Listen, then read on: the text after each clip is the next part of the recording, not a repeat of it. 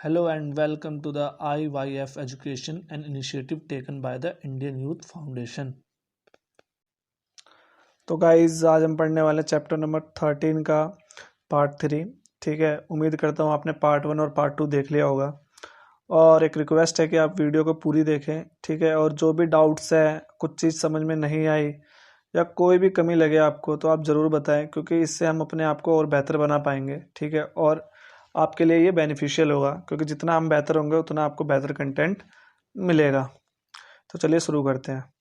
तो भाई देखो, आपको पता है कुछ हमारे बॉडी के अंदर भी चुंबकीय क्षेत्र होता है, क्योंकि हमारे ब्रेन जो है, हमारा ब्रेन भी बिजली बनाता है, और इवन इतनी बिजली बनाता है कि अगर हम चाहें ना तो एक CFL जल सकता है। ठीक है, पर कोशिश मत करना CFL जलाने की भाई, वरना CFL तो जल जाएगा पर तुम फ्यूज हो जाओगे। ठीक है, परमानेंट वो भी। और फिर मेरे को कहो, मेरे को ऊपर क्लेम आएगा कि सर ने कहा था। ठीक है, तो प्लीज़ ट्राई मत करना। अगर हम बात करें MRI की, ठीक है, तो MRI क्या होता है, आपने देखा होगा जब भी ब्रेन के अंदर कोई भी प्रॉब्लम होती है तो डॉक्टर कहता है MRI स्कैन करवाना पड़ेगा। ठीक है, इससे क्या होता है कि ब्रेन की जो इमेज है, ठीक है, वो पता लगती है। शरीर के अंदर के कुछ जो सेंसिटिव जैसा हार्ट या ब्रेन है, वहाँ पे जो विद्युत है वो सबसे ज़्यादा बनता है। तो वहाँ पर क्या होता है कि उसकी इमेज के लिए हम MRI स्कैन करते हैं। ठीक है, इसके फुल फॉर्म पूछे हिंदी मीडियम वालों को तो ये लिख लेना, चुंबकीय अनुनाद प्रतिबिंबन। ठीक है, अगर हम बात करें यहाँ पे गैल्वेनोमीटर क्या होता है, तो गैल्वेनोमीटर क्या होता है, एक ऐसा डिवाइस होता है, ठीक है, जो करंट के बारे में हमें बताता है कि किसी चीज़ में करंट फ्लो हो रहा है या नहीं हो रहा है, और साथ में ये भी बताता है कि करंट की डायरेक्शन क्या है। ठीक है, आप पूछोगे कि ये क्यों, ठीक, तो ये इसलिए जिससे कि क्या कर सकें हम, अभी जो नेक्स्ट पार्ट हमारा आने वाला है उसमें आपको समझ में आएगा कि ये क्यों है। ठीक है, तो देखते हैं इसके बारे में भी। तो विद्युत चुम्बकीय प्रेरण की बात करें तो वो क्या होता है भाई, देखो जब किसी भी चालक के अंदर, ठीक है, क्या होता है कि करंट फ्लो होता है। ठीक है, तो वहां पर क्या होता है कि आपको पता है मैग्नेटिज्म बनता है आसपास। लेकिन क्या आपको पता है कि अगर हम उसी कंडक्टर के पास मैग्नेट गुजारें तो उसका रिवर्स एक्शन होता है, यानी कि अगर हम मैग्नेट को बार बार मूव करें, ठीक है, जैसे ये मैग्नेट है, इसको इसमें बार बार आप अंदर बाहर करें तेजी से, ठीक है, तो यहाँ पर क्या होगा, एक करंट देखा जा सकता है। ठीक है, और इसी को कहते हैं हम विद्युत चुम्बकीय प्रेरण। ठीक है, ये जो प्रोसेस है, इससे जो करंट बनती है उसे कहते हैं प्रेरित विद्युत धारा, और ये जो पूरी प्रोसेस है उसे कहते हैं हम क्या, विद्युत चुम्बकीय प्रेरण। बहुत इंपॉर्टेंट है, डेफिनेटली क्वेश्चन आता है इसमें से। ठीक, तो ये एक्टिविटी में हम देखेंगे क्या, जब इसको आप पुश करोगे अंदर ना, तो आप देखोगे कि जो गैल्वेनोमीटर है उसके डायरेक्शन में क्या होगा, थोड़ा सा चेंज आएगा। क्यों आएगा, क्योंकि वो तभी चेंज करेगा जब वहां पे करंट फ्लो हो। तो इसका मतलब क्या है, जब हम मैग्नेट को पुश कर रहे हैं उसमें, तो उससे क्या हो रहा है, करंट में चेंज आ रहा है। दूसरा क्या है कि अगर मान लो कि सिर्फ आपका चुंबक को रख दो अंदर ऐसे ही और देखो क्या कोई चेंज आ रहा है, तो वहां पर आप देखो कोई भी चेंज नहीं आ रहा। क्यों, क्योंकि बेसिकली वहां पर क्या है कि जब हम मूवमेंट करते हैं ना तभी बनता है वो, जब यानी मैग्नेटिक फील्ड में जो मूवमेंट होती है, यानी मैग्नेट में जो मूवमेंट होती है उसी से बनता है वो मैग्नेटिज्म, वो करंट। ठीक है, वैसे आपको नहीं मिलेगा देखने को। ठीक, उसके अलावा अगर हम बात करें कि अगर चुंबक को आप अंदर की तरफ पुश करते हो तो जो डायरेक्शन आपकी सुई की थी, ठीक है, और उसी चुंबक को जब बाहर की तरफ खींचते हो तो जो डायरेक्शन आपकी सुई की अब है, दोनों में आपको चेंज देखने को मिलेगा। यानी कि अगर मैं कहूँ सिंपल लैंग्वेज में कि अगर मान लो नॉर्थ और साउथ पोल इनसाइड जा रहा है और बाहर की तरफ आ रहा है साउथ पोल और नॉर्थ पोल, तो वहां पर क्या होता है कि अगर चुंबक का डायरेक्शन चेंज होगा तो ऑब्वियस सी बात है करंट का भी डायरेक्शन क्या होगा, चेंज होगा। ठीक है, यानी आप कह सकते हो कि ये जो डायरेक्शन ऑफ द करंट, ठीक है, डिपेंड करता है किस पे, the direction of the magnet पे। समझ में आया। अब यहाँ पर हम देखो सेकंड एक्टिविटी की अगर हम बात करें तो यहाँ पर दो कुंडली, एक में क्या है कि करंट फ्लो कर रहे हैं हम, ठीक है, और एक में हमने देखा कि सिर्फ क्या इसमें कोई इम्पैक्ट पड़ता है। ठीक है, तो जब हम मान लो स्विच ऑन करोगे, ठीक है, तो करंट जा रहा है। ठीक है, तो क्या होगा कि गैल्वेनोमीटर के अंदर आप देखोगे थोड़ा सा चेंज आएगा देखने में। ठीक है, यानी कि यहाँ पर जब करंट फ्लो हुआ तो यहाँ पे मैग्नेटिक फील्ड बना, जिसकी वजह से क्या हुआ कि इसमें भी करंट फ्लो होगा, और इससे क्या होगा कि इसके अंदर देखने को आपको चेंज मिलेगा। ठीक है, लेकिन जब हम करंट को कंटिन्यूसली जाने देंगे, यानी करंट चल रहा है कोई दिक्कत नहीं है, तो वहां पर देखोगे फिर कोई मूवमेंट नहीं होगी। क्यों, क्योंकि मैग्नेटिक फील्ड भी क्या हो जाएगा, फिक्स हो जाएगा। ठीक है, और उसमें कोई मूवमेंट नहीं होगी, तो सिंस इसकी वजह से इस कुंडली के अंदर भी कोई मूवमेंट नहीं होगी। ठीक है, और अगर आप स्विच ऑफ करते हो तो स्विच ऑफ करोगे तो करंट के डायरेक्शन में फिर कमी आएगी, तो उसकी वजह से क्या मैग्नेटिक फील्ड में भी चेंज आएगा, जिसके कारण क्या है कि ये जो है वही पिछले वाले की तरह की डायरेक्शन इसके चेंज होगी और वो क्या होगा पहले से दूसरी दिशा में सुई मूवमेंट करेगी। यानी कि मान लो कि फर्स्ट में सुई जो थी यहाँ से अगर इधर की तरफ मूव कर रही थी तो अब किधर मूव करेगी, इधर की ओर। समझ में आया? तो यहाँ पे लगता क्या है, तो यहाँ पे लगता है भाई फ्लेमिंग्स राइट हैंड रूल। ठीक है, कुछ नहीं, जैसे हमने लेफ्ट हैंड पढ़ा था वैसे राइट हैंड भी है। ठीक है, बस आपको फर्क क्या करना है, वही बस थोड़ा सा चेंज हो जाता है हल्का सा ये चीज। ठीक है, प्रेरित विद्युत धारा, बाकी तो सेम ही रहना है। अब आप देखो वही जैसे मैंने पहले बताया था आपको कि 90 डिग्री पे तीनों चीज होनी चाहिए, यानी ये यहाँ से 90 होना चाहिए और ये यहाँ से 90 होना चाहिए। तो जो अंगूठा है वो चालक की गति दर्शाएगा। ठीक है, उंगली जो है वो चुंबकीय क्षेत्र दर्शाएगा और जो मिडल फिंगर है वो बताता है कि चालक की प्रेरित विद्युत धारा किधर की ओर है। ठीक है, तो ये जो राइट हैंड रूल है ये लगता कहाँ पर है, तो ये लगता है भाई जनरेटर के अंदर। ठीक है, यानी कि जब हम करंट बनाते हैं। ठीक, उसके अलावा क्या है कि जो विद्युत धारा है उसकी दिशा किस तरफ है, यानी डायरेक्शन ऑफ द करंट को पता लगाने के लिए भी हम इसका प्रयोग करते हैं।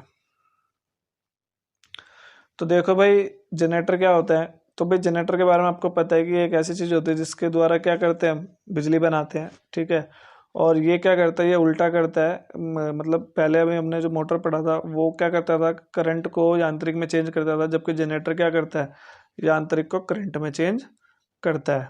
ठीक, अब ये काम कैसे करता है, तो भाई देखो सिद्धांत बहुत जरूरी है, दोनों में से किसी का भी आ सकता है, तो याद कर लेना, रट लेना भाई। बाद में मुझसे मत कहना कि ये पेपर में आ गया और समझ में नहीं आया, और अगर नहीं आया समझ में तो कमेंट में बताओ, स्पेशली वीडियो बना दूंगा दोनों टॉपिक पे। ठीक है, तो भाई देखो क्या है कि बेसिकली जब हम इसके अंदर भी वही चीज है कि जब हम इसको घुमाते हैं, ठीक है, तो उससे क्या होता है कि आप देखो जब मैग्नेटिक मूवमेंट होगी यहाँ पर, ठीक है, तो आपको पता है कि जब मैग्नेट में मूवमेंट होगी तो इसके अंदर भी करंट का फ्लो होगा। ठीक है, तो उससे क्या होगा, करंट बनेगा। ठीक है, जैसे कि मान लो कि देखो जब हम किसी को घुमाने लगते हैं, आपने जनरेटर देखा बहुत तेजी से घुमाते हैं, उससे क्या होता है कि धारा उत्पन्न होती है। ठीक है, और ये जो काम है किस पे करता है, विद्युत चुंबक प्रेरण पे काम करता है। ठीक है, और ये घुमाया कहाँ जाता है, तो ये जो दोनों चुंबक है उसे कहते हैं हम स्थायी चुंबक। ठीक है, जब कुंडली जो है उसको घुमाते हैं तो उसमें गति आती है, गति आने की वजह से क्या होता है कि वो जो 90 डिग्री वाला जो हमने फ्लेमिंग्स राइट हैंड रूल पढ़ा वो लगता है, और जिससे क्या होता है आपका कुंडली में विद्युत धारा उत्पन्न होती है। ठीक है, और ये जो काम है ये किसके तहत होता है, तो फ्लेमिंग दक्षिण हस्त नियम पर आधारित होता है। समझ में आया? अब बात करें करंट की, तो करंट बेसिकली दो टाइप के होते हैं। 3 मार्क्स का क्वेश्चन है, बहुत इजी टॉपिक है। ठीक है, कि भाई प्रत्यावर्ती धारा और दिष्ट धारा। प्रत्यावर्ती को एसी करंट कहते हैं, दिष्ट को डीसी करंट कहते हैं। ठीक है, जो क्या होते हैं, जो करंट अपनी डायरेक्शन को चेंज करते हैं उसे प्रत्यावर्ती कहते हैं। यानी कि अगर मैं इसके चार्ट बनाने की कोशिश करूँ तो वो इस तरीके से होगा। ठीक है, तो जो अपने डायरेक्शन को चेंज कर रहा है उसे हम क्या कहेंगे, प्रत्यावर्ती धारा कहेंगे। ठीक है, भारत में जो इसकी फ्रिक्वेंसी है वो है 1/100, यानी कि आप कह सकते हो कि 50 हर्ट्ज की इसकी फ्रिक्वेंसी है भारत के अंदर। ठीक है, जबकि अमेरिका में इसकी फ्रिक्वेंसी 60 हर्ट्ज। ठीक, प्रतिवर्ती धारा का लाभ क्या है, इसको दूर स्थानों तक पहुंचाया जा सकता है, इसमें जो इलेक्ट्रिसिटी बहुत कम वेस्ट होती है। ठीक है, और इसका नुकसान ये है कि इसको स्टोर नहीं किया जा सकता। ठीक, और ये जो है आपकी खतरनाक होती कम खतरनाक होती है उससे, दिष्ट धारा से, डीसी से।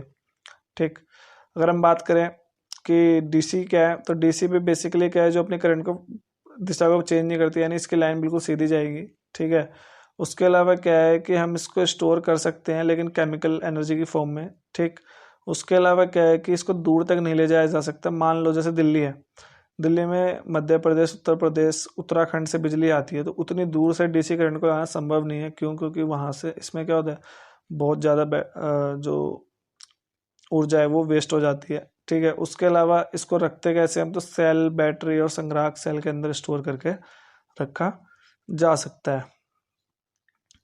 अगर हम बात करें हम अपने घर की, तो हमारे घर में देखा होगा आपने, जनरली 3 तरह की तार होती है, एक पॉजिटिव, नेगेटिव और भूसंपर्क, जो कि ग्रीन कलर की होती है। ठीक है, तो जो उदासीन तार होता है, 220 वोल्ट का करंट आता है हमारे घर में। ठीक है, और लाइट कैसे आती है, तो सबसे पहले खंबे पे आएगी लाइट, खंबे से मेन स्विच पे, स्विच से फ्यूज में, फ्यूज से फिर मीटर में। ठीक है, मीटर से फिर वितरण बॉक्स में यानी डिस्ट्रीब्यूशन बॉक्स में, और वहाँ से फिर अपने घर के अंदर सप्लाई होती है। ठीक है, तो ये जैसे मान लो कि बिजली यहाँ से यहाँ आई, ठीक है, यहाँ से क्या होगा मीटर में, मीटर से फिर मेन बॉक्स में जो एमसीबी बॉक्स होता है आपके घर में, और फिर एमसीबी बॉक्स से आपके अलग अलग रूम के लिए अलग अलग कनेक्शन यहाँ से डिस्ट्रीब्यूट कर दिया जाता है।